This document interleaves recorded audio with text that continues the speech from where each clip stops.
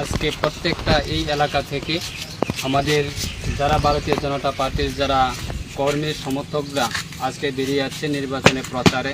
তাই আমরা আশাবাদী আমাদের এই ত্রিস্তর পঞ্চায়েত নির্বাচনে আমাদের প্রত্যেকটা পঞ্চায়েত সমিতি বলুন বা জেলা পরিষদের বলুন, আমাদের প্রার্থীরা অবশ্যই দেশের প্রধানমন্ত্রী নরেন্দ্র মোদীর পক্ষে এবং আমাদের রাজ্যের মাননীয় মুখ্যমন্ত্রী প্রফেসর ডক্টর মানিক সাহা মহোদয়ের উন্নয়নের বিভিন্ন প্রকল্প বা বিভিন্ন রাজ্যের উন্নয়নমূলক কাজের পক্ষে এবং ওনার আশীর্বাদে আজকে এই 8 জুলাইবাড়ি বিধানসভা কেন্দ্রের প্রত্যেকটা আমাদের গণদেবতা বা সম্মানিত যারা ভোটাররা আছেন অবশ্যই আমাদের পক্ষে রায় দেবে, সেটা আমাদের বিশ্বাস। এবং বিরোধীরা আজকে পঞ্চায়েত সমিতিতে তারা প্রার্থী দিয়েছে পাঁচজন প্রার্থী এবং জেলা পরিষদের প্রার্থী দিয়েছে তারা আমাদের এই 8 জুলাইবাড়ি বিধানসভা কেন্দ্রের 3টি আসন রয়েছে, সেই 3টি আসনেও তারা প্রার্থী দিয়েছে।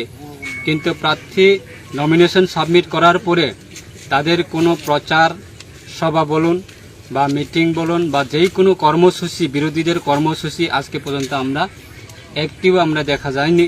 তাই আজকে বিরোধীরা ঘরে বসে বসে যে বিভিন্ন আমাদের সরকারের উন্নয়নমূলক মৌখিক কাজ কেন্দ্রটাকে যেইভাবে একটা সন্ত্রাসের বাতাবরণ তৈরি করে মানুষকে বিভিন্নভাবে চাপে রেখে বিভিন্ন রাজনীতি কায়েম করতে আজকে দিনে দাঁড়িয়ে মানুষ সেইগুলি থেকে হাত থেকে মুক্তি পেয়েছে এবং আজকে দিনে বিরোধীর সমর্থন আজকে এই 8 জুলাইবাড়ি বিধানসভা কেন্দ্র থেকে মুক্ত হবে আমাদের বিশ্বাস। তাই আমরা সেটা আমাদের দেশের প্রধানমন্ত্রীর আশীর্বাদ নিয়ে এবং রাজ্যের মাননীয় মুখ্যমন্ত্রী ওনার আশীর্বাদ নিয়ে আমরা এই 8 জুলাইবাড়ি বিধানসভা কেন্দ্রে এই ত্রিস্তর পঞ্চায়েত নির্বাচনকে কেন্দ্র করে আমরা প্রচারে যাচ্ছি। প্রত্যেকটা বাড়ি বাড়িতে, প্রত্যেকটা ঘরে ঘরে এবং প্রত্যেকটা ব্যক্তির কাছে আমরা পৌঁছে যাচ্ছি যে আগামী